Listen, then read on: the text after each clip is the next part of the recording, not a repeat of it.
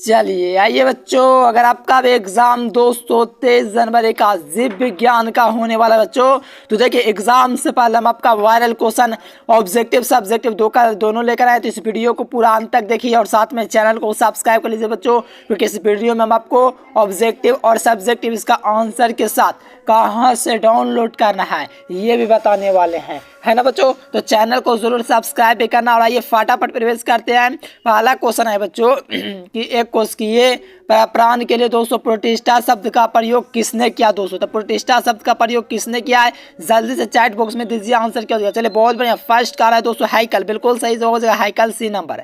देखो second number question है कि जिन प्राणियों में पौधे तथा जंतु दोनों के गुण पाए जाते हैं उसको यूग्लिना कहते हैं। राइट आंसर ऑप्शन भी होगा। एक एक क्वेश्चन कर लीजिए मेरे साथियों, यही क्वेश्चन आपके एग्जाम में 223 तारीख को मिलेगा।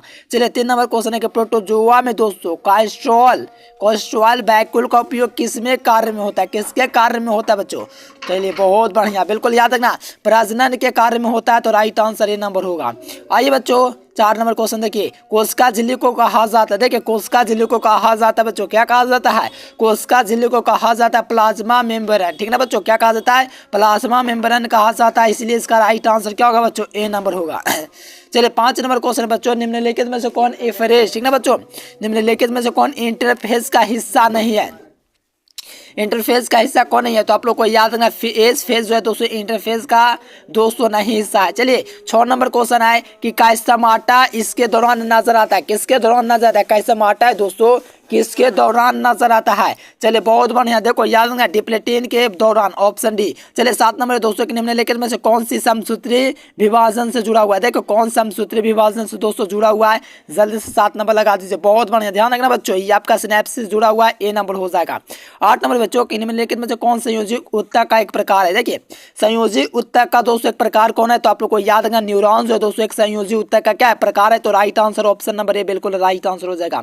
चलिए बच्चों यहाँ से देखिएगा नेक्स्ट क्वेश्चन 9 नंबर, कहा जा रहा है कि निम्नलिखित में से कौन एक श्वेत रक्त का नहीं है। देखिए श्वेत रक्त कण कौन नहीं है, तो आपको याद रखना बच्चों श्वेत रक्त कण जो नहीं है बच्चों वो कौन है, तो मोनोसाइट दोस्तों श्वेत रक्त कण नहीं है। तो राइट आंसर होगा बच्चों वो आपका ऑप्शन नंबर सी होगा, जरूर याद कर लीजिए। आइए बच्चों नेक्स्ट क्वेश्चन देखिए 10 नंबर, कहा जा रहा है केंचुआ का प्रथम खंड। देखिए केंचुआ का दोस्तों प्रथम खंड है दोस्तों वो आपका क्या है। तो 10 नंबर क्वेश्चन का जो ही बच्चा प्रोटिस्टियम लगा रहा है यानी कि प्रोस्टोमियम लगा रहा है उनका बिल्कुल राइट आंसर है। एक एक क्वेश्चन को एकदम फाड़ दीजिए, एग्जाम में यही रहेगा।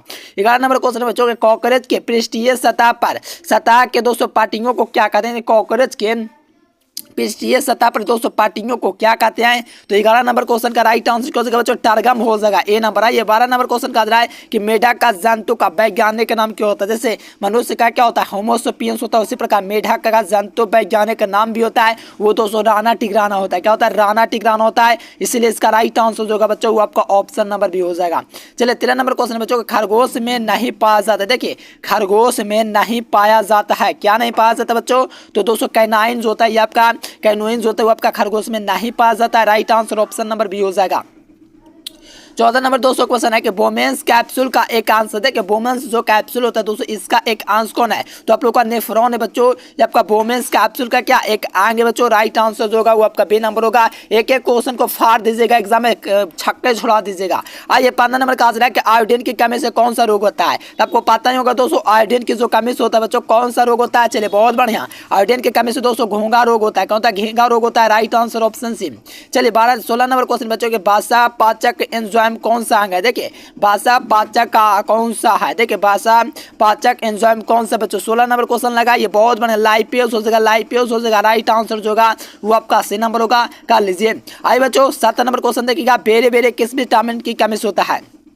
बेरे बेरे दोस्तों देखो विटामिन ए से रिथोंड, विटामिन बी से बेरे बेरे, विटामिन सी से अस्कार, विटामिन डी से रिकेट। तो बेरे बेरे जो होता है विटामिन बी की कमी होता है, इसलिए राइट आंसर बी नंबर होगा। चलिए 18 नंबर क्वेश्चन बच्चों कि मनुष्य के दो हृदय में कितने कोष होते हैं। मनुष्य के हृदय में 4 कोष होते हैं। और दोस्तों 19 नंबर क्वेश्चन है ब्रेक की इकाई क्या होती है। तो ब्रेक के संरचनात्मक क्रियात्मक इकाई होता है वो नेफ्रॉन होता है। चलिए बच्चों पहले आपको हम बता देते हैं 1 से लेकर 30 तक ऑब्जेक्टिव का आंसर और साथ में पूरा सब्जेक्टिव क्वेश्चन का आंसर कहाँ से आपको डाउनलोड करना है। तो चलिए अब बच्चों हम आपको बता देते हैं बच्चों। उसके लिए आपको गूगल ओपन कर लेना है। क्या करना है बच्चों, गूगल ओपन कर लेना है। गूगल ओपन करने के बाद आपको सर्च कर देना है एजुकेशन लेक्चर। ध्यान दीजिएगा बच्चों, ADUCATI ON, ठीक है ना बच्चों। यहाँ पर गूगल पर आपको सर्च करना है और आपको यहाँ पर सर्च करना है क्या दोस्तों, एजुकेशन, EDU, ध्यान दीजिएगा, EDUCATION, ठीक ना बच्चों। यहाँ पर एजुकेशन लेक्चर आपको सर्च करना है, ध्यान दीजिएगा। गूगल पर आपको सर्च कर देना है एजुकेशन लेक्चर, ध्यान देना बच्चों, मीनिंग गलत नहीं होना चाहिए, स्क्रीनशॉट ले लीजिए।